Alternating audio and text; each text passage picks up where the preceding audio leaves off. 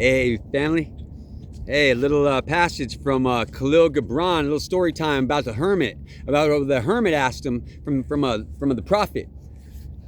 When a hermit asked, "Who visits the city once a year?" came forth and said, "Speak to us of pleasure." And he answered, saying, "Pleasure is a freedom song, but it is not freedom. It is the blossoming of your desires, but it is not their fruit. It is a depth calling unto a height, but it is not the depth nor the height. It is the cage taken wing, but it is not space unencompassed. It is not space encompassed.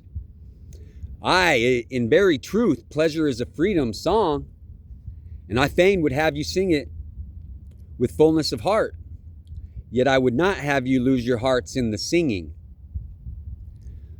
Some of your youth seek pleasure as if it were all, and they are judged and rebuked. I would not judge or rebuke them, I would have them seek. For they shall find pleasure, but not her alone. 7 are her sisters, and the least of them are more beautiful than pleasure. Have you not heard of the man who was digging in the earth for roots and found a treasure?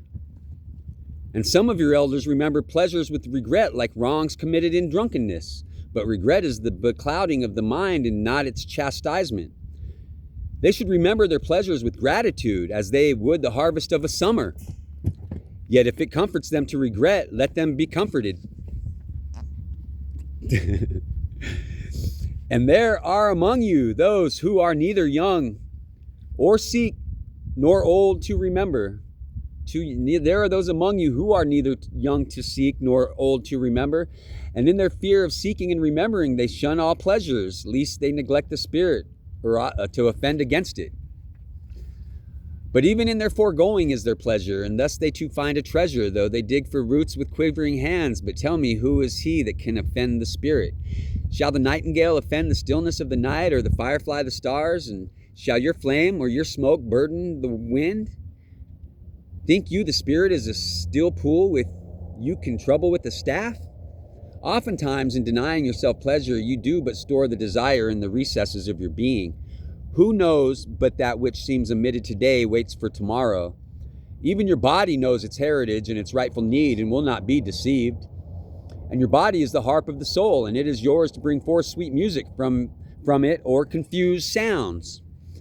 And now you ask in your heart, how shall we distinguish that which is good and pleasure from that which is not good?